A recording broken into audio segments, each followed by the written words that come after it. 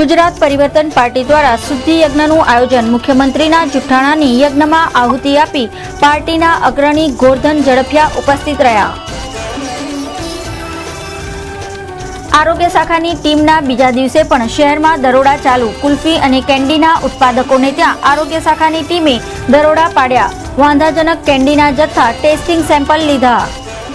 શહેર જિલ્લામાં લૂંટ ધાડના ગુના આચરી આતંક મચાવતી ધાડપાડુ ગેંગના 11 સાગીરતોની ફોજ પોલીસના હાથે ઝડપાઈ।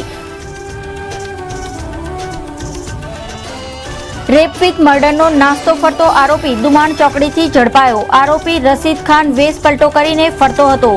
ડીસીબીએ બાતમીના આધારે ઝડપી પાડ્યો।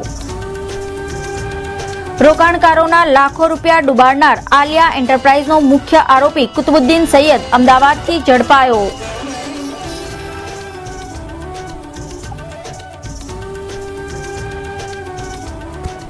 નમસ્કાર દર્શક મિત્રો, ECTVના સમાચાર કક્ષમાં આપનું સ્વાગત છે। હવે જોઈએ સમાચાર વિગતવાર।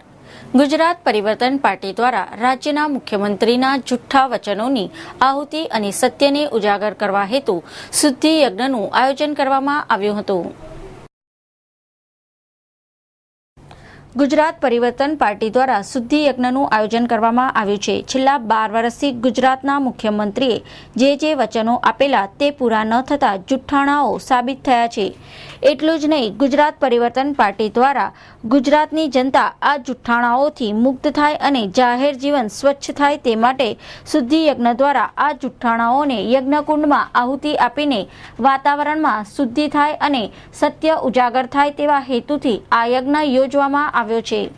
આવનાર વર્ષ સારું નીવડે તથા પ્રજામાં સુખ શાંતિ અને સમૃદ્ધિ આવે તે માટે શુદ્ધિ યજ્ઞનું ગુજરાત પરિવર્તન પાર્ટીએ આયોજન કર્યું છે।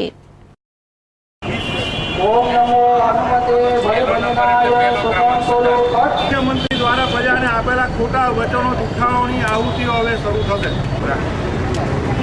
હું ખાતો નથી ખાવા દેતો નથી, હું ખાતો નથી ખાવા દેતો નથી તો પછી કેગી 1 લાખ કરોડના ભ્રષ્ટાચારના આક્ષેપ કેમ કર્યા? આ જૂઠાણું સ્વાહા। સુરતને હું સાંઘાઈ બનાવી દઈ। ક્યારે બનશે? ક્યારે બનશે? આખું કાગળ જૂઠાણું નંબર 3 સ્વાહા। ગુજરાતની જનતા જાણે અને નરેન્દ્રભાઈ મોદીને એમની સરકારમાં તેવડ હોય તો આ 108 જૂઠાણાનો જાહેરમાં જવાબ આપે, નહીં તો અમારી પાસે આંકડા છે।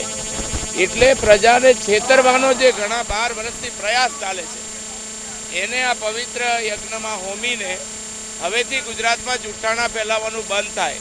અરે ભાઈ, રાજનીતિમાં છે એ બધાએ તો સતત લડતા જ રહેવું પડે। ચૂંટણી આવે તો પણ લડતા રહેવું પડે, અન્યાય થાય તો પણ રાવણના દરબારમાં અંગદના પગની જેમ ઊભું રહેવું પડે। એ રાજકીય પાર્ટીઓની જવાબદારી છે।